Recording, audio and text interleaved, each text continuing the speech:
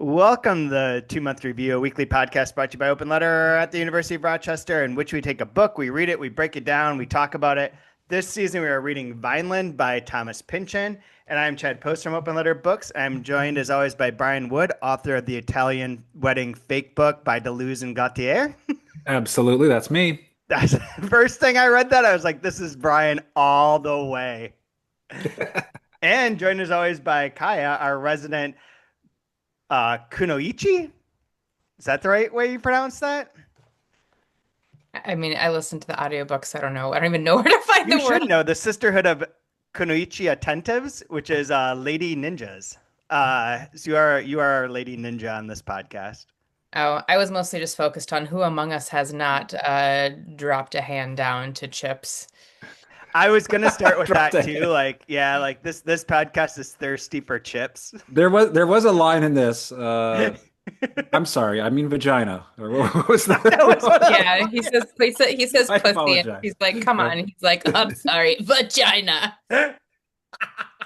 so so as you know, we're talking about Vineland. We're going to page 129 for today, which is basically the first third of the book. This thing is cruising, and the section cruises, and it's all very fun.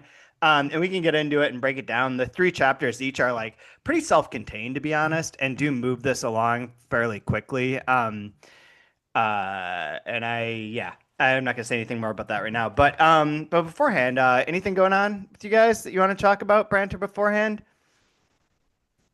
Not much. I don't follow sports a whole lot right now, but I was just very.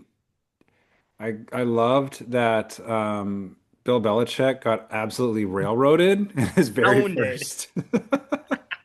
It's nothing better. I think there's So like 90% of America is just like laughing at that I simultaneously. apologize to our University of North Carolina listeners, but I don't know. You hired that creep, so We can that's on you. we can 1000% shit on North Carolina as well. Speaking of, in our ongoing making sure that we make fun of every state, I have to point out that I meant to do this last week, but I forgot that the next book, Shadow Ticket by Thomas Pynchon, that comes out on October 7th. That, by the way, Kaya, is about a cheese curd heiress who goes missing and from Milwaukee. Oh, So hell yeah. like little bits of shots already towards Wisconsin. Hell yeah. I do have a question though. Do you think Pynchon is resided in California for a while now? Was I he's in don't. New York City? Oh, he is. Yeah, for most of his life, I think. Oh, okay, because he was At in this point. California for a while, right? Yeah. What do you think his thoughts are on? Is he making fun of it? Does he enjoy it? Does he hate it? I mean, is there nothing not to make fun of in the world? No, yeah. Is there anything? I think that I know we like have some California listeners. I just moved there because I figured if everybody's leaving, it's probably the best time to go. Um, you're like chasing like catastrophes. absolutely. Like Absolutely. What's the like worst? you're like disappointed that the National Guard isn't in your area. Yeah, exactly. That's why you went. I think there's always like a mixed feeling about everything. Like in terms of like that counterculture is so appealing and that he was part of like the Richard Farina stuff that we mentioned last week. He was a folk singer and I think he was a folk singer, but also like wrote a book called Been Down So Long It Looks Up to Me that's kind of about his like kind of quasi hippie beatnik or very beatnik hippie travels, and Pynchon was a friend of his. And there is that escape, the road, the freedom, the counterculture, but at the same time, the fact that it all fails is like, or more or less fails, I think is like where Pynchon's comes in, you know? Like he was part of that. He's connected to it.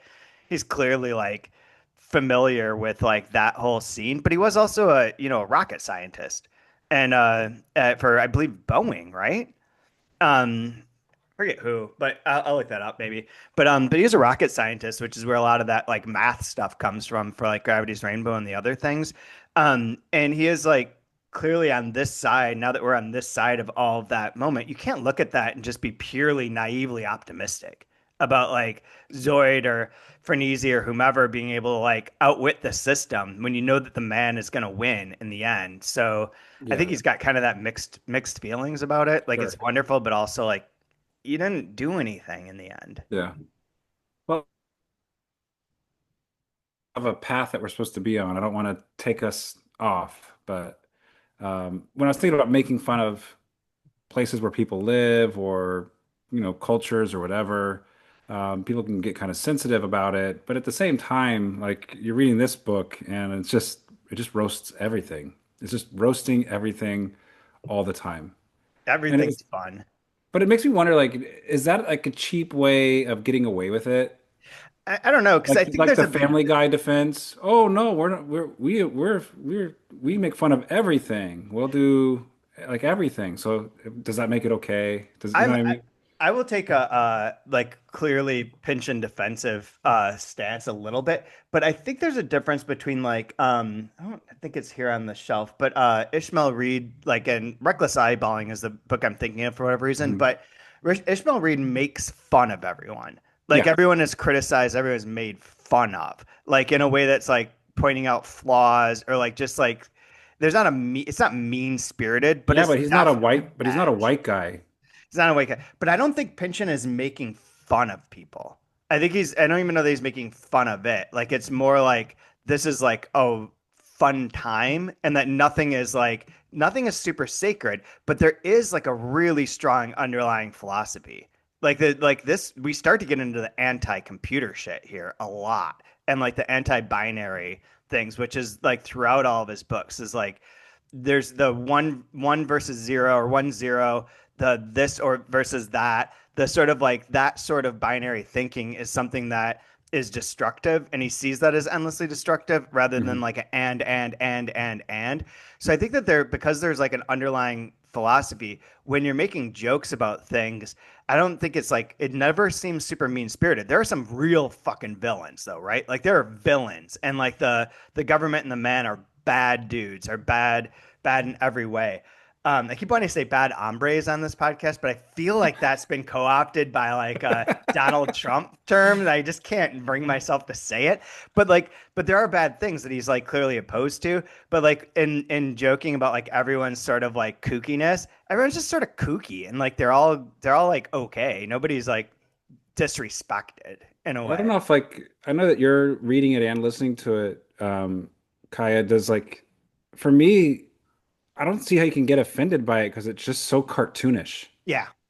Yeah, it's cartoonish and I mean even so I listened to these three chapters because I was driving back from St. Louis and what's interesting is that it makes I mean I don't know how Frenesi reads on the page in those three chapters, but when it's getting into her history and like her childhood and her thought process, like she sounds really rational and kind of like she just wants to like just kind of get by and not make too many ripples and exist. And I wasn't expecting that. I was expecting her to be like flighty. And like I even went back and listened to chapter 5 again just to refresh. And it's that scene where in the past where Zoid finds her in Hawaii and they're at that hotel and hearing it again and hearing it read to me, I'm like, wow, she's just really like I don't want any confrontation. I would just like to keep existing. I'm not interested in the wildness that Zoid brings to a situation. I feel And then like I'm I gonna dies. I feel like I'm wading into like dangerous Pynchon fan waters here, but I think part of that is like through a lot of his books, there's that sort of yin yang 1-0 binary setup Mm. where there's usually a female who is very together and whole, and like the feminine energy is like encompassing and very positive. They're usually very smart, very like balanced, like you say, very together, and the male energy is the super destructive, super like wild, chaotic want to control like the Brock Vons, Zoid being one element of it where it's like the chaos, but Brock Von being like the domination and like make people put them in their place. And like that energy is always like the male half cut off, half like fucked up side of That's the things. inverse of the trope, though, isn't it?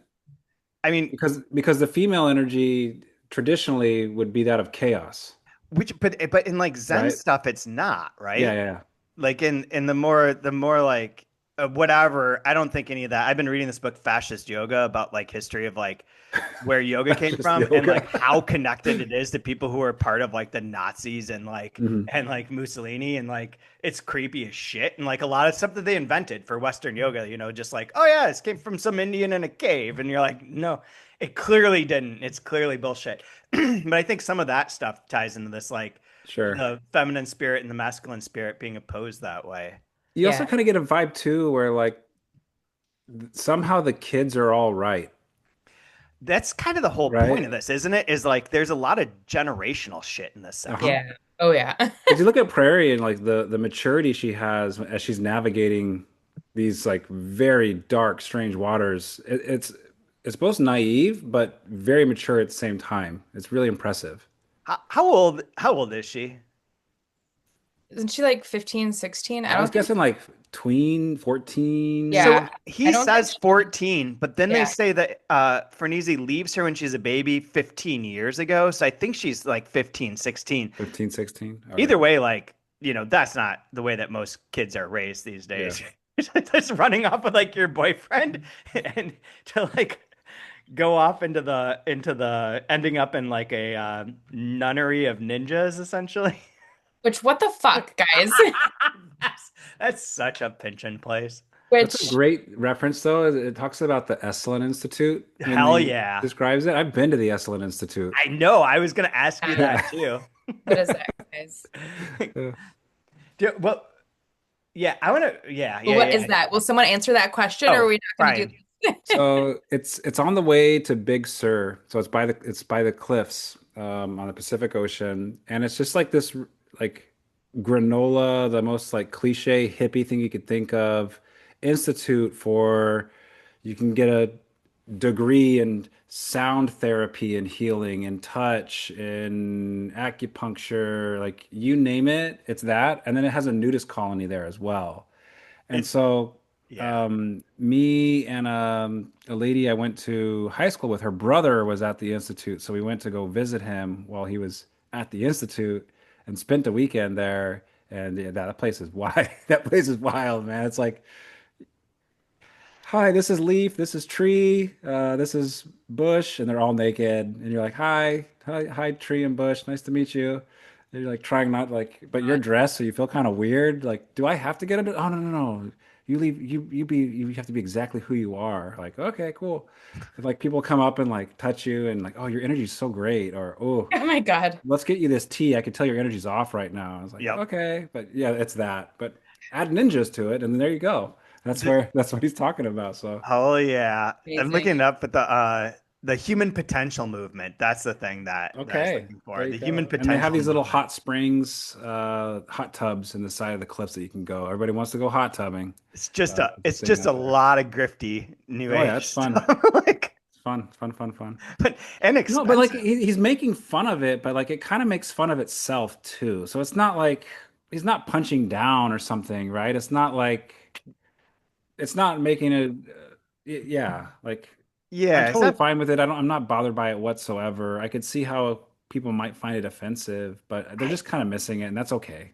I've never even heard that. Like weirdly, like the criticism of Pynchon I've heard have never been like about that. It's always that it's too complex, or like, Sure. these plots are hard to keep track of. Like why are we're bouncing from what happened to Zoid? Zoid's not even in this section for He this whole like disappeared. chunk. Yeah. He's gone. It We've reads left like a that whole TV thing on a show. pin.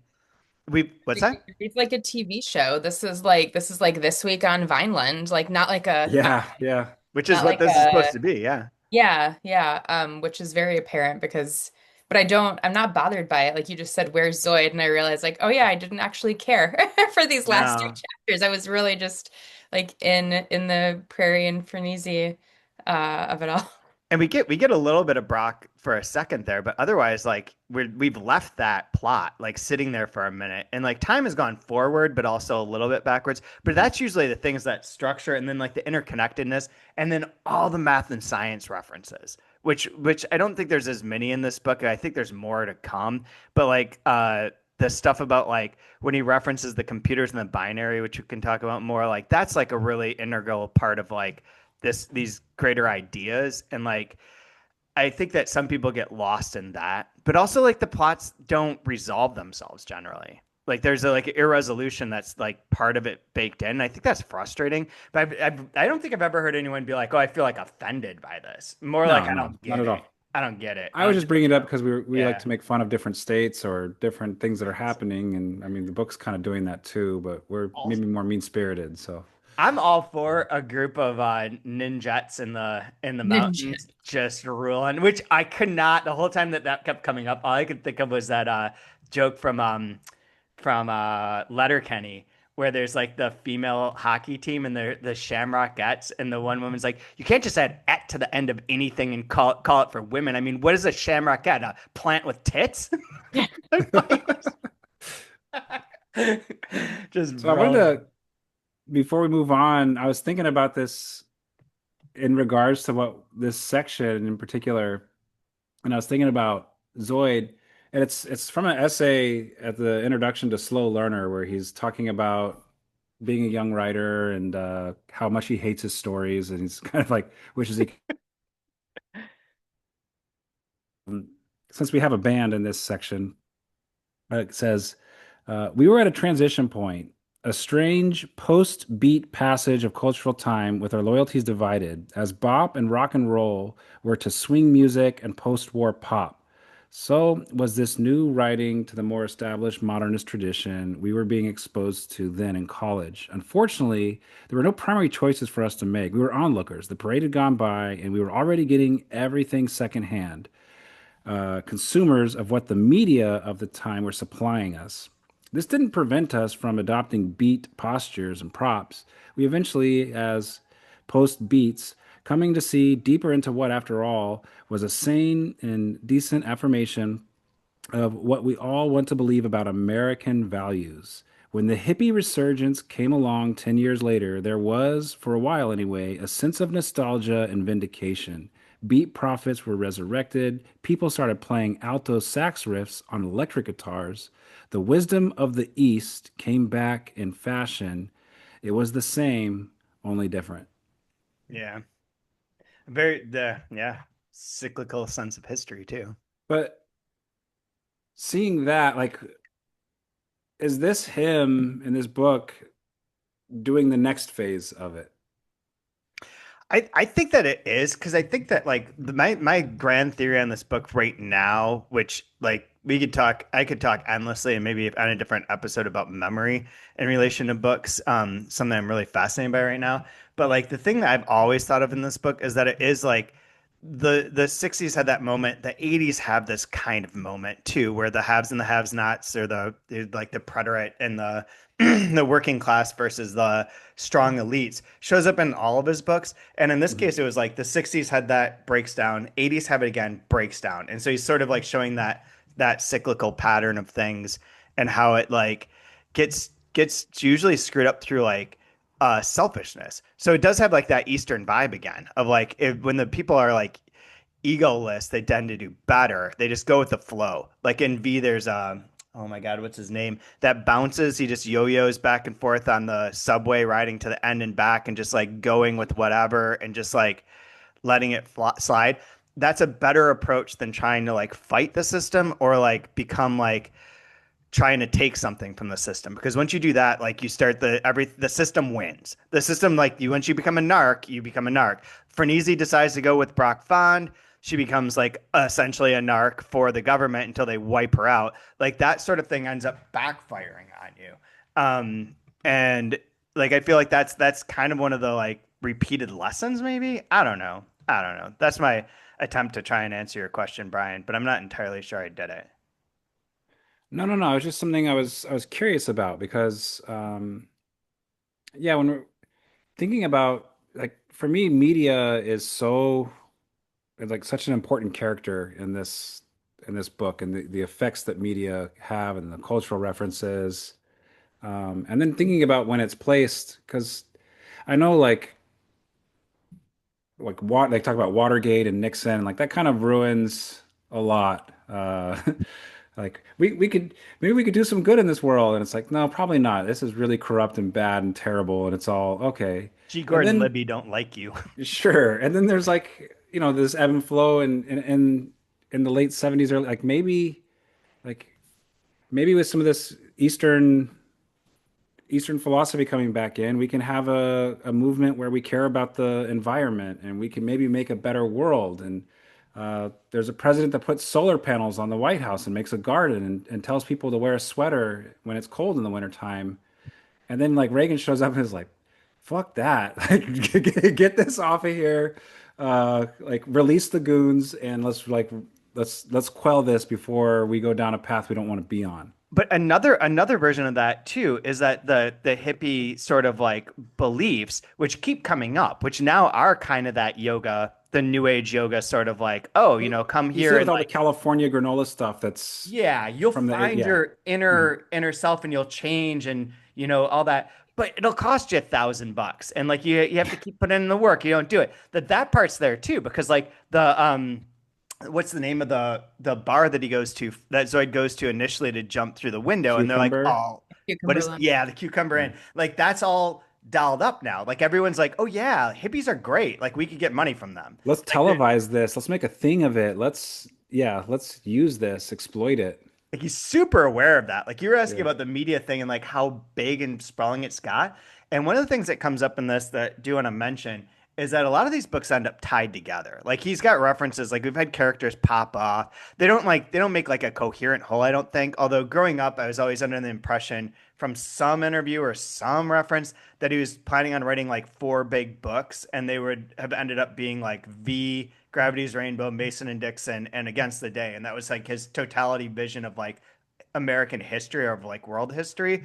I don't know that that's really true, but those ones were in my mind growing up were going to be all like kind of webs, like a web together. And this one does tie in because specifically, and I had to look this up to make sure I was right, and I actually did remember something for once, is that Frenesi's grandparents, her grandfather, who's the logger that's part of the union, the IWW, I think they're Wobblies or whatever, to like go against big lumber or big timber or like the employment agency, that they are from Against the Day. That's the family that's in Against the Day as part of the labor No movement shit. within there. No shit. Yeah, so I was like, this is so familiar, and I Googled like not like the story of it. I was just like, this name sounds right, and then also like this sounds just like Against the Day. And I looked and it was like, yeah. That family is referenced within there. So there is some sort of like connective thread like that. And with the media stuff, like at this point, he's already like writing a book, like you say, it's the TV show, Kaya. I think that's intentional. These are episodic. A lot of his books are episodic that way. Like even Gravity's Rainbow seems like daunting, but if you read it like episode by episode, it's not so much. Um, but they all had that kind of vibe, and they're all keyed in off of this like media is winning. Like media is the powerful thing here. Be it that you're, yeah, like you said, making a show out of it for Zoe jumping through the window, the addiction of Hector to the TV. They're talking about chips, like the masturbatory, like Frenesi wants to masturbate to chips, which is also like so the TV is supplying your fantasy at this moment in time. There's like that interconnection between it, and I think that only grows through like Bleeding Edge, where there's references like Key and Peele in Bleeding Edge, which is one of the weirder like you're like Thomas Pynchon was watching like Key and Peele to like get this one joke in here. Like it's all he's like very media up. And I think that like, yeah, even though you can't see like in 1993, like how chaotic this will be, the very beginning part here where he's like, and then there's the computer and we're all going to become zeros and ones. And it only takes 8 bits to tell if someone's alive or dead. And like that data thing is similar to all these Adam Curtis movies that I make you watch, Kaija, where they're all like, once we start figuring Yeah. out a system, everyone becomes this data point, and then we control them. We can control everyone by making them alone and making them like quantifiable. And Yeah. his fear throughout all of this is that shit is gonna ruin everything. But then the counterculture movement is like these hippies who are like, let's just be free and smoke weed and like hang out here. And you're like, yeah, but you're gonna get fucking rolled. When the tanks come in, you ain't got your pot pipe ain't gonna help you, essentially. I mean, it's just like that's a very simplified way of putting like a lot of this down, but it's kind of and it's a simple conflict, but it's always that conflict, isn't it? Like right now, like we've got everyone in like Los Angeles being like we're protesting months ago now, but like protesting the National Guard. And it's like, cool, you lit a bunch of cars on fire. I love you for that. Like, go get it. But then they're like, well, we've got fucking guns and hundreds of people. Like, you're not gonna win in the end. You can like stage a protest, but there's not a large enough number of you to really win this. So are you on the right path of revolution, or are you just like, delaying the inevitable in which you will be subsumed by a system that doesn't give a shit about you? I mean, saying the right path, the revolution is sort of sounds kind of contradictory. Like, just isn't being on a path kind of enough to get it started? There's the line in Crying Lot 49 that I always remember, that something to the effect of like a real revolutionary believes that a new world can be born in a second. Like that there's a different way that everything could be structured. That there's like a structure that's winning and that's controlling us, and it's not good. Like it's hard to, in his books, it's hard to see the overall world image as something that's generally positive. But like within it, he's having a good time. And so you're having a good time too. You're falling into that sort of like Brave New World trap. But then like the true evolutionary is like this could all be totally different. Which I will point out is, spoiler, the ending of K-pop Demon Hunters. Hell yeah. Yeah. Okay. Roulette, where Rumi is like, if this is the world I'm supposed to protect, I'm glad it's burning down. And then what does she do? She turns around and she builds a new protection web. Yep. Yep. Rumi is the ultimate Pynchon revolutionary. K-pop, So K-pop Demon Hunters are the ultimate revolutionaries, yeah. there we go. The There we go. singing revolution also, so a little. Also with songs. Yeah. Yep. Yeah. Yep. Yeah. But I Oh, think like I Christ. mean that's part of it. Like just having fun. Like his books are super fun Mhm. and then conveying to you like this sort of incredible dread. I mean the Adam Curtis thing keeps coming up because I keep wanting to watch more and more of these movies because I love the like interconnectedness of all these ideas from all over the world. And it does remind me of Pynchon putting all these pieces out there and then like yanking the net at some point in time and you're like, "Oh shit, like this grand vision is real dark." But along the way you're like kind of laughing and kind of like, "Oh, that's really interesting," or "That's a cool idea." But I don't know. So, do we wanna give a recap of this of Yeah, this let's give a recap. movie? So these three sections are very, very, very coherent. So chapter 6, the first one that we read, is about Frenesi's family history. The grandfather who gets, maimed by a redwood that they chop down while he's playing center field. Which I loved his character. I love him watching the TV and getting mad and being like, "Want to see a hot set? Like this is what happens when the scab. You let the scab." That's her dad, not her grandfather. Oh, sorry. Oh, you said Frenesi or Prairie? Frenesi. Oh, Frenesi's okay, okay. grandfather Yes, sorry. is the I'm logger. okay, sorry, yes. Frenesi's mother and father work in Hollywood. So her Yeah. father's the gaffer, and Okay. Sasha, who is already been mentioned for taking over Prairie and helping raise or take care of her at various points in time, is her mom. But Yeah, yeah, sorry. I heard you said Frenesi and I heard Prairie. yeah. And then this goes on with Frenesi's stuff. So her father also, they were part of the Red Scare of Hollywood, which is another one of these instances where it's like the creative force versus the man, in which like you're narking on each other, getting other people on the blacklist to keep yourself off. Like there's that again, like that betrayal moment. And betrayal becomes like a huge part of Frenesi's thing where she's constantly betraying like her or sexual betrayals, quote unquote, but she's like sexually liberated. We'll say she left Zoid for Vaughn and then leaves Brock for Flash, who's also on witness protection with her. They're both essentially narcs as their witness protection program. Flash, very funny, super criminal, like Grand Theft Auto sort of dude, turned like narc. And in that, so she just keeps moving. She just keeps moving along, which is decent. When They he have a makes son fun of named the police Justin. officer's motorcycle, I don't know why that was the funniest thing ever. There's, I was reading this on the plane, so I frequently would burst out laughing, and my next door person would be like, "What the hell are you What's doing? wrong with this person? This person's just doing weird shit on the plane." And then they're cut off from their government funds. So this is taking place almost like at the same time as our last chapter. Chapter 6 and chapter 5, I think, are almost the same because they find out about the computer thing at the same time that Hector's telling Zoid they've all been washed. It's all been doged out of existence. And then she has a check and they won't even cash the check at these places. So they're like, you looked at this? This ain't a real check. We're not gonna cash this for you. So they're like left out to dry by the government. Brock obviously is super pissed about her leaving him and is gonna come take his pound of flesh or whatever. It's interesting because with these chapters, thinking of it the way Kyle was saying with episodes, there's so much setup and payoff that takes place in these chapters. It's like, why are we getting this weird history? And then just wait 20 pages and oh yeah, everything okay, now it all plays out. Yeah. Um like even like something as like gleeful as with that next section where they're going to a wedding, Yes. right? It's a And there's more to that one. Mhm. The DL's connection to that family will come later.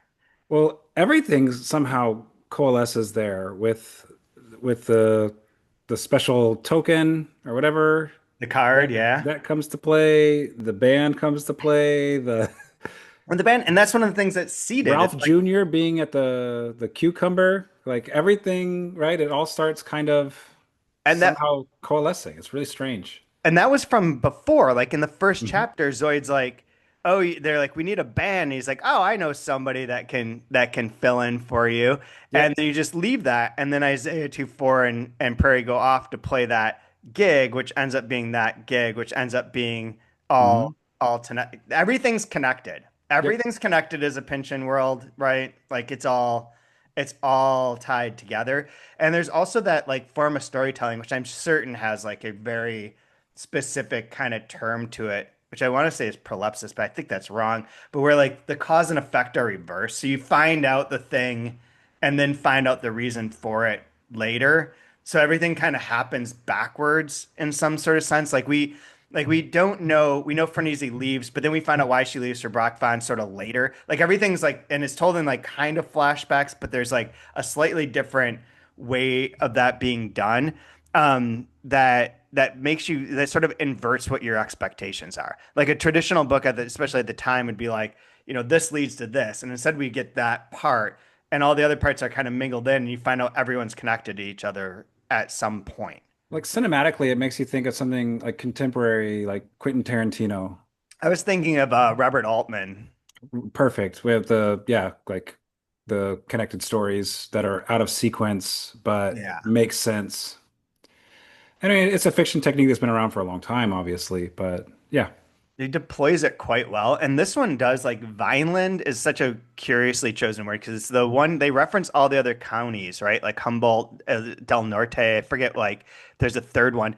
But Vineland's the only one that's fictional. And, like, he could have used, like, in other books, they're real places, right? That existed. I think Telluride is part of Against the Day, all the stuff for World War II and Gravity's Rainbow. But, Pomona for crying a lot 49. But in this case, making it up using the word Vineland is very much like also a representation of the structure of this book. We're moving from like one leaf to the other, sort of connected. So like with these three chapters, we have Frenesi, then we have that party, like her daughter. There's a lot of stuff about family history. Go to Prairie. She references Prairie. Prairie is then at the wedding where her boyfriend's playing, and then we follow Prairie, who meets, like you said, she has the magic card from long ago that Zoe got and gave to her as a method of protection. DL finds her in the bathroom because this little cell phony type thing goes off, and then they go in the next chapter to the nuns, the ninjets, and where Prairie becomes their cook using a lot of cream mushroom soup And bologna, and bologna, like rotisserie bologna. with jam, purple jam, grape jam on It's it. like it's like a Swedish meatball. The 14-year-old would know how to do. Yeah, Nice. so shit. But that's also set up though with like the shitty food that's at their house that she's like trying to make a casserole out of Cheetos and guacamole or something, Yeah. like So we don't have no money. so Yeah. yeah. Which I was as I was driving, I was thinking of like who would you cast, and I think Walton Goggins either has to be Zoid or he has to be Fletcher. Well, that's going to be interesting with watching the movie, since the movie is Yeah. like clearly inspired by this, and he's Yeah. mentioned that several times. Like, I don't think that it's going to have like the same characters. I don't think it'll have the same plot, but there'll be some vibe to it. But it's got like, oh my God, the guy, famous, most famous actor. Only dates 21-year-olds. Oh my God. Leonardo DiCaprio. That one. Leo's in it. He's Um, okay. He's like Walton. He's like rich man's Walton Goggins, I guess. I don't know, but he's shooting a gun in the promo, so he could be Yeah. Brock Bond Yeah. stand-in. I don't know.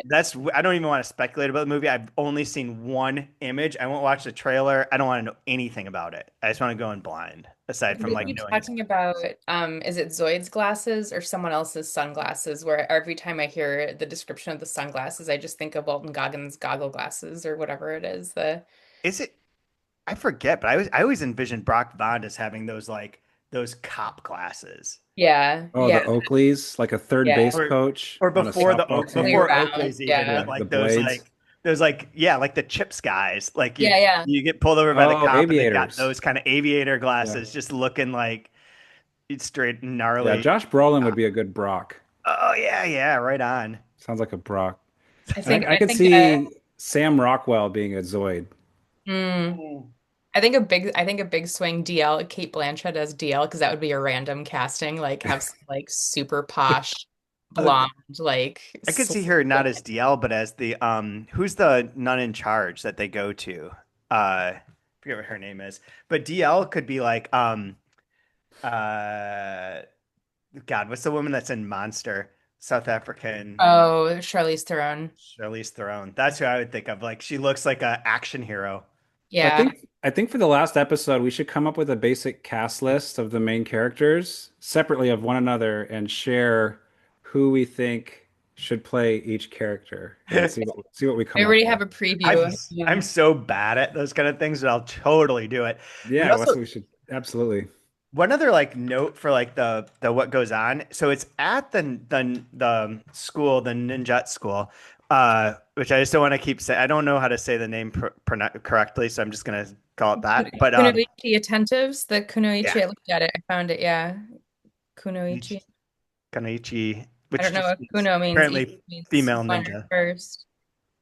But that place, the woman who's in charge, and like that's where they have the computers in which Perry can learn about her mom. But what she seems to be learning about her mom through these images and whatnot, which are all again housed in a computer, which suddenly alters like one sense of memory, one sense of place, the relationship to history, what a person, what represents a person. But then we get these little stories. So there's like the picture, and then you get the story of DL meeting Frenesi at like this protest. You also get Frenesi having a crush on DL's dad, who's like a sort of violent, but she's into military type. She's into the men in the uniforms, which is like got a big grand. It was the first time in my life where I was like, maybe I should wear a suit and tie because otherwise I'm like, fuck this shit. And I'm like, well, I don't know. Maybe there's some sort of like baked in hotness to this that makes you cool. Well, you There's see, something a about suit is like a suit of armor, and it means that you're willing to take on responsibility. That's my best Jordan Peterson voice.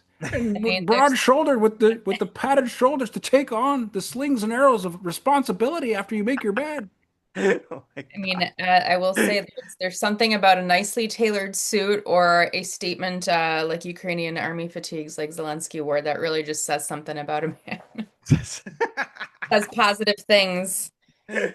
Absolutely. But I think, I mean, Frenesi becomes much more in depth right away. Like we had her as like the woman who spurned Zoid. We're immediately like the protagonist. We have as a reader like associate with him so quickly from the start, from his Yeah. point of view, from his sort of like he's a good guy. He's trying to raise his daughter. He's just trying to keep his like disability. Um, it's just an aged hippie, totally cool. And you can see it as like it could be cast as like Frenesi's like bad. She's like left him. She's like left her child. But then we get her and she's super well rounded, and like you said, like balanced and like together and like I was not a, expecting. like a secondary protagonist of sorts, at least through this moment.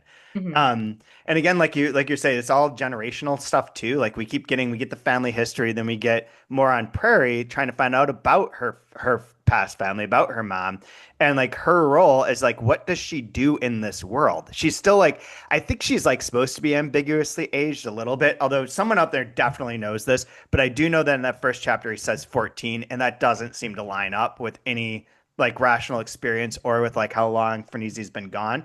But she's at the age where she's just before becoming an adult. So sort of like in Among the Hedges, the Sarah Mesa book, where the main character's name is Cassie because she's like almost going to be an adult, almost like all these things.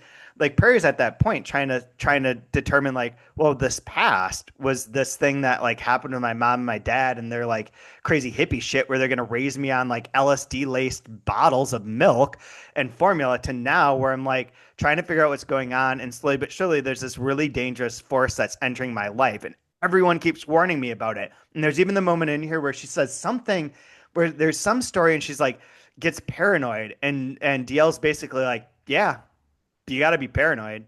Like there's that also runs through here because if you're not being paranoid, someone's gonna fuck you. Like, and this feels like always timely and sadly always timely with Pynchon books because we're always getting screwed when we put like faith and power. Hmm. Nobody ever comes through. You have Obama as hope, and then the next thing you know, he's bombing people and screwing everyone. Like everyone fails you and will harm you. So you got to be paranoid. Except JD Vance, I think he's playing out just right. Yeah. JD, Yeah, I mean, it's the eyeliner, truly. how good of a character would he be in this book? He fits it so Just well. like don't change anything about him. Put him exactly as he is, with like rumors of having sex with couches. The you didn't say please, Mr. Zawinski. Like you could just every single thing you could play it out. It would be a scene in this book. It's amazing how well you cannot fictionalize or parody what's happening right now. It's absolutely perfect I Well, when agree.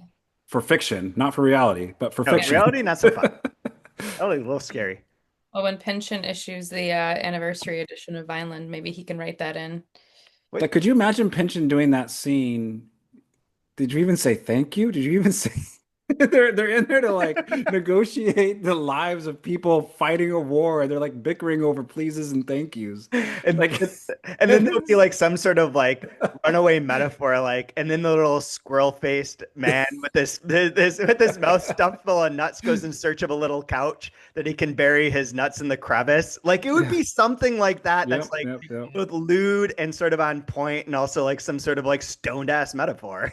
And like Like the the descriptions best. of billionaires and their empires and their I mean just like with the wedding and like the mobsters, like they're all done in this way where I can just take what's happening, imprint it right onto it, and it fits like hand and glove. It's Absolutely. unbelievable. So good. So goddamn good. But yeah, I think that's the overall like what happens, the plot part that you're asking about, Kai. I don't know if I'm skipping over anything that's really critical. No, I was just saying because we spent the first, I mean, we went right into other stuff, and every once in a, not every once in a while, but I think generally we start with a quick overview and wanted to make sure we get that in. Yeah, absolutely. And then there's like this one also has so many good jokes. I like the uh just all the stuff about the band and the band playing and they're like faking what do they call themselves instead of Billy Barf and the Vomitones? They're Gino The, Baglioni and the Paisans. oh my God, and their chosen names are so fucking funny. They're all like dressed like Italians. Like there you go, like maybe Italians get offended by this, but then again, like I don't know, man. Feels pretty on point. Arrangements? What do you mean arrangements? You're telling me you don't know? It's like listen, play Ave I Maria 12 times. Arrangements? He I starts love choking and just starts choking him with a guitar. You I wait love the right book. here. It's like it's a bad cartoon. It is. It's totally.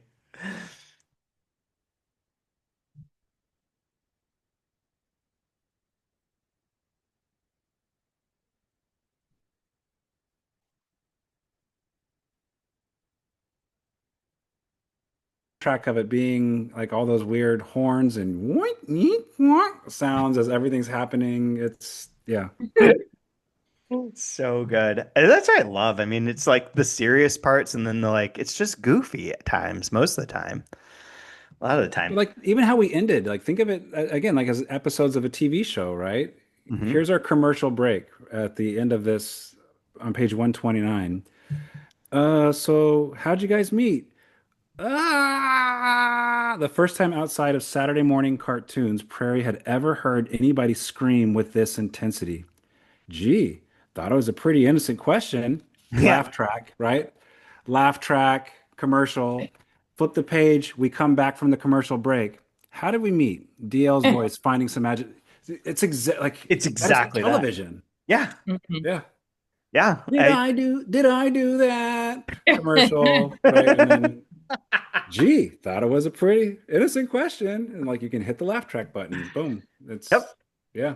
It's so good because I think that that's also like a way in which something that has like deadly serious ideas behind it that wants to promote some sort of radical look at the world, one that's also incredibly paranoid, in which you start seeing connections between everything, even when they're not there, and maybe they're never there. And it is, again, like Adam Curtis documentary. Here's a bunch of things. I see the connections between all these things, or am I making them up?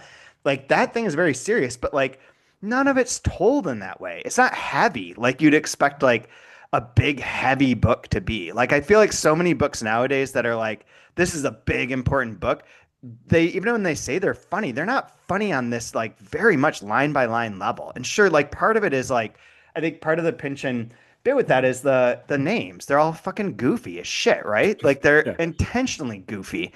And like that makes them like cartoony and makes it like a joke, but the books are very serious in some way, but not in this like heavy way that I feel like so much of contemporary fiction that has these sort of ambitions tends to tends to go. It'll be funny but not hilarious. This is in its DNA hilarious. Yeah. Well, even just kind of the opening move, right? You need to have some grand gesture that we can film and that we can document to prove that you're crazy so that we can give you the money to be crazy. Like Mhm. even just that setup, right? It's on the surface this is bizarre. Like, all right, time to go jump through a window. Yeah, exactly. But then like looking at it metaphorically, what it means, it's like, oh my God. Oh my God. The world is making me jump through windows and like harming myself and then filming it so they can give me a little handout and like control me. Like, oh my, this is disgusting. Fucking TikTok. But it's well, it is also just how the bureaucracy works. I don't know if you guys are not as ingrained in Instagram as I am, but I've seen content creators who specifically talk about their disabilities, and there's I don't remember what the person's name is. I don't remember to what extent, but essentially they are either, I think, either quadriplegic or paraplegic, but it's like every year like they need to go into the social whatever office to like prove that they're still like, and they Hey, like, spine still severed. yeah, like it's the it's Still the severed. it's the dumbest shit. Like, why do they have to go through that every fucking like whatever year or quarter to prove like it's so ridiculous You what never know when miracles will come. it's so ridiculous. And I think it was the United States and not in the UK, but Thoughts like and hey, maybe they had what thoughts and prayers. I don't know. yeah, right. But You like what never the know. bureaucracy of our country and other countries make people go through where it's unnecessary. Going back to what you said about the media, though, Brian, there again, you've got like the situation where you have to do something crazy so they can pay you because you're crazy, so that you can do something crazy that they can film. But they film it, they're all ready to film it, and then they air it, and then people make compilations of the various points of his past jumps, and then freeze frame it to show like the way that that he almost gets decapitated. Then do Yeah. it's just remix culture with like it is TikTok. There, it Hmm. is like the like without it existing, it's kind of that. And he even mentions it, right, when he's watching it with Prairie, like, oh, they added some sound effects to that Yeah, exactly, to really right? heighten it up. That really makes it hit different. Okay. Like, So like even if you can't see like what the future of like the kind of well, you can he's always like the conglomerates are always gonna, it's all the power is gonna wed together. It's always gonna wed together. That's the best goal for it to do. Even if you don't say that completely, this concept of like media expansion and like blossoming in that way through everything. Larry, I don't Larry remember Ellison. Yeah, I don't remember all of Leading Edge, but I do remember their points of like the paranoia where like people are watching people, all like with their guns trained to make sure that a thing happens, but that kind of like replication of an idea, that meme like stuff. So Starting to sound like Kafka, guys.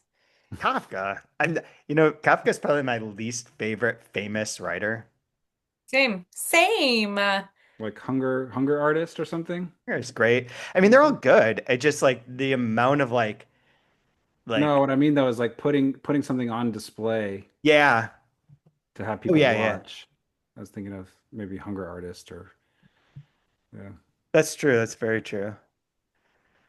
I don't know. Is there any other parts? I've had so many like things marked that I was like, oh, this will definitely come up. And I barely even opened the book because just talking it on like the most Sister Rochelle, that's who I was looking for. That's in charge. Just pops up. Um, Have you noticed there's been this I don't know what the right word is for it necessarily, but this like sexualizing tools of violence. Like when he has the chainsaw at the beginning and it's like this pearl handled purring like it's a sexy chainsaw. And then with the Uzis, talking about Uzis and twirling them, like there's something where he's taking these vicious things and kind of sexualizing them and softening them up in a way. I'm curious if we're going to see that continue to happen and what he's going to do with that or why he's doing that. I mean, isn't that the American way? The fetishizing weaponry. Yeah, very Kill Bill. What is the line from in Gravity's Rainbow is like all of America is like money, what is it? Money something, money, death, and shit. Um, I'll find it. I'll find it. My brain is rotting quickly, but that there is like the yeah, the V2 rocket being like sort of like a whole thing. Like, yeah, men in their death vibes. Death drive, I suppose. I'm looking I for was gonna say about Prairie's grandfather, Frenesi's dad. I loved his tirade about the shitty sets and the shitty That's what you stills. get. That's what you get. That fascist fuck owes me 2 years of work. He could have gone to college on that. And that's my section of the week, but I love it when he's like, you see, watch when she slams that door. See that shook all over. That's scab carpentry by some scab local. Because the only time I've seen The Last of the Mohicans, I don't know if I was tuned into it before I watched it or after, but it's so low rent in places where there's scenes where they're like running through the hills and they like brush past the rocks and you just see the like gray colored sheets on top of the rocks like flutter. Like it's so bad. It's so bad. not to go back to what you said, Brian, about the weapons, but one other thing that stands out there is that you've got the guns, you got the floozy with the Uzi, the girly with a gun kind of bit to it, but there's usually in the books I'm thinking of, the females tend to have like martial arts prowess. And here she like DL goes and studies with the guy, the whatever the Magi in the cave sort of situation, or like the I forget what his name is. But then in like Bleeding Edge, it's like Krav Maga is the big thing. There's always like the physical ability to protect yourself versus the like need for a weapon that becomes sexualized is also like again like maybe a little on point and a little bit like we've already observed this in culture, but that kind of male versus female representation of like yeah, men want big guns because they have small penises sort of vibe, Mhm. and women are safe within themselves and have to learn how to protect themselves from the violence that is coming at them. Like there, I have to say, like the part about DL's dad and mom's relationship being like an abusive like nightmare is in this book that is totally fucking wacky as shit. And like one page later does have like DL going on all these fool's errands, doing like getting messages that don't make sense, being led through like stuff that's like real kind of goofy again. And then right in between there is like this story that's like very moving and very much like seems to be like kind of a realistic representation of like an abusive relationship where someone is stuck in it and has that pathos that's earned even though like immediately goes off of there into like this like truly like sci-fi sort of like neuromancer world in which you're learning all these like magic tricks and being able to like kick everyone's ass if need be because you're in touch with some like whatever cryptic spirit. That was deep. That was good. That was very profound, Chad. Yeah, thank you to today's drink is brought to you by Bison Botanicals, a Loganberry. That's why Uh it's dark. yeah, it's not good. I It's thought you were drinking beet juice, to be honest. I'm gonna say this is a 3 out of 10. Mm. Not a good flavor. Not a good flavor. Anyways, okay, anything else you guys want to talk about, or you want to move on to like your favorite lines? I'm good. This was fast. It was fun to read it. I took way fewer notes by listening to it than reading it, so I'm gonna go back to reading it for next week. But my favorite was the scab carpentry. Badass. Or like, also when he's um and then he's like, or that asshole thought he was dead. See that credit there? That fascist fuck tapping the glass over the name fiercely. Like I love that sort of angry like it's not sports, it's not golf. He's getting angry about the credits, the The names of credits. the Yeah. credits. Mine is gonna seem this is more tying into like the idea. I don't even know. This is my favorite line because I flipped open to it, and that seems like the right way to approach this whole question of favorite lines from this book. Is a section that ties more into like what I was saying about his grand theories. So this is from the bottom of 126. From then on, she was able to devote herself full time to ninjutsu. This is DL, including the forbidden steps outside its canons taken. It seemed long ago by the sensei, through which the original purity ninja intent had been subverted, made cruel and more worldly. Blood of spirit, once eternal techniques, now only one shot and disposable. Once greater patterns, now only a string of encounters, single and multiple, none with any meaning beyond itself. Which is kind of back to that like, are these things connected or just happenstance? Is it all just a coincidence?